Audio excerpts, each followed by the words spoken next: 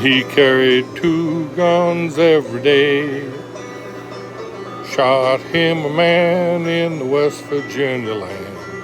I'd have seen John Hardy running away, Lord, Lord.